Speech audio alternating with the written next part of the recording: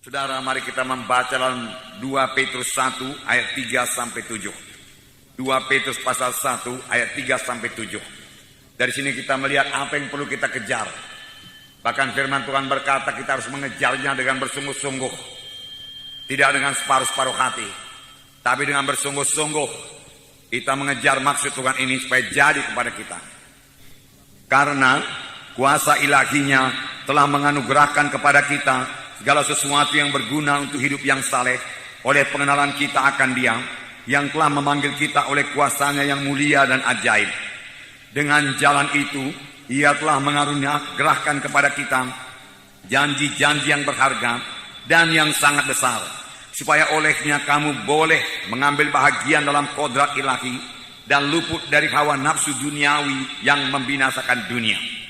Justru karena itu kamu harus dengan sungguh-sungguh berusaha untuk menambahkan kepada imanmu kebajikan, dan kepada kebajikan pengetahuan, dan kepada pengetahuan penguasaan diri, dan kepada penguasaan diri ketekunan, dan kepada ketekunan kesalehan, dan kepada kesalehan kasih akan saudara-saudara, dan kepada kasih akan saudara-saudara, kasih akan semua orang. Jadi inilah yang dikehendaki Tuhan supaya kita capai. Semua kita bisa mencapainya. Karena ini dicapai bukan dengan kekuatan kita, tetapi dengan kesadaran kita. Lalu dengan bersungguh-sungguh kita mohon kepada Tuhan. Di sini dikatakan, justru karena itu kamu harus dengan sungguh-sungguh berusaha. Sungguh-sungguh berusaha. Sungguh-sungguh berusaha. Semua kita harus sungguh-sungguh berusaha secara rohani untuk bertumbuh dalam Tuhan. Tuhan tidak mengendaki usaha yang separuh-separuh hati, yang setengah-setengah hati, tidak. Tetapi Tuhan minta kita supaya kita semua bersungguh-sungguh berusaha untuk bertumbuh dalam Tuhan, untuk mencapai apa yang dikatakan Tuhan tadi, supaya bertambah-tambah dalam iman, bersungguh-sungguh berusaha supaya iman kita itu bertambah lagi dengan kebajikan atau kebaikan. Kita harus bersungguh-sungguh berusaha. Jadi ada bahagian kita yang bersungguh-sungguh berusaha untuk mencapai hal-hal tersebut. Bukan otomatis saja itu jadi kepada kita. Dengan kata lain, kalau kita tidak bersungguh-sungguh berusaha, apa yang dituliskan ini, hal-hal yang dikatakan Tuhan ini tidak jadi kepada kita. Ada bahagian kita yaitu bekerja dengan sungguh-sungguh, bekerja secara rohani, menyadari keadaan kita secara rohani, lalu kita merindukan sungguh-sungguh, misalnya supaya iman kita bertambah-tambah, supaya kebaikan kita bertambah-tambah, supaya ketekunan kita bertambah-tambah, supaya hikmat kita bertambah-tambah, supaya kasih kita bertambah-tambah, kesalehan kita bertambah-tambah. Kita harus bersungguh-sungguh berusaha. Bersungguh-sungguh berusaha. Bagaimanakah bersungguh-sungguh berusaha? Bersungguh-sungguh berusaha yaitu dengan menyangkali diri kita, sehingga bukan kehendak kita, bukan kehendak saya, tapi kehendak Tuhan yang jadi. Roh Kudus mau memimpinkan kita. Di sini ayat 3 tadi berkata, karena kuasa ilahinya telah menganugerahkan kepada kita segala sesuatu yang berguna bagi hidup yang saleh. Kuasa ilahinya telah menganugerahkan kepada kita segala sesuatu yang perlu untuk hidup yang saleh. Apakah yang telah dikaruniakan Tuhan kepada kita? Mari kita lihat supaya kita bersyukur kepada Tuhan. Apakah yang telah menjadi milik saudara setelah saudara mengikut Tuhan? Kuasa ilahinya telah mengaruniakan kepada kita segala sesuatu untuk hidup beribadah kepada Tuhan, untuk bisa hidup suci, untuk bisa berdoa. Apakah yang dikaruniakan Tuhan?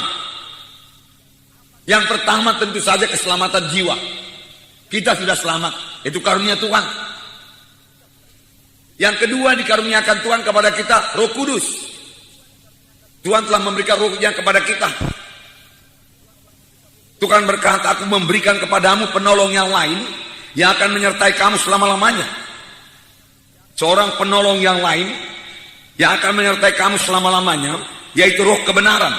Dunia tidak dapat menerima Dia, sebab dunia tidak melihat Dia dan tidak mengenal Dia. Tetapi kamu mengenal Dia, sebab Ia menyertai kamu dan akan diam dalam kamu. Dunia tidak mengenal Dia, tetapi kamu mengenal Dia. Semua kita kenal Roh Kudus. Semua kita sadar akan Roh Kudus kalau kita mau menyadarinya. Semua kita bisa bersekutu dengan Roh Kudus setiap saat kalau kita rindu bersekutu dengan Dia. Semua kita bisa berkata-kata dengan Roh Kudus karena Roh Kudus dalam kita. Kalau saudara minta, kalau saudara mulai berkata-kata dengan Roh Kudus, penolong, Dia akan memimpin kamu pada segala kebenaran. Jadi kita mengetahui kebenaran karena Roh Kudus mengajari kita. Inilah yang dikaruniakan Tuhan kepada kita. Sekaligus Roh Kudus akan mengurapi kita luar biasa. Kemudian apa lagi yang diberikan Tuhan kepada kita, dikaruniakan Tuhan kepada kita? Firman Tuhan yang berkuasa sudah diberikan Tuhan kepada kita. Firman Tuhan tidak kehilangan kuasanya. Jadi baik Roh Kudus itu berkuasa, sangat berkuasa. Firman Tuhan sangat berkuasa. Bahkan firman Tuhan punya kuasa untuk menciptakan. Tuhan berkata, jadilah terang. Dia ucapkan firman Tuhan lalu jadi. Dan sampai sekarang kuasa firman Tuhan itu tidak berubah. Firman Tuhan berkuasa mengubahkan saudara.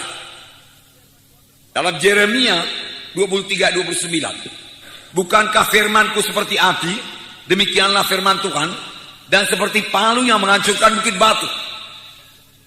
Sekali lagi, bukankah firmanku seperti api, demikianlah firman Tuhan, dan seperti palu yang menghancurkan bukit batu. Firman Tuhan seperti api. Kemudian dikatakan lagi firman Tuhan seperti palu yang bisa menghancurkan bukit batu. Apakah maksudnya ini? Firman Tuhan seperti api. Saudara, api itu berkuasa. Api itu bisa membakar sampah-sampah. Dengan perkataan lain, firman Tuhan yang seperti api itu bisa membakar semua sampah-sampah dosa yang ada pada hidup kita.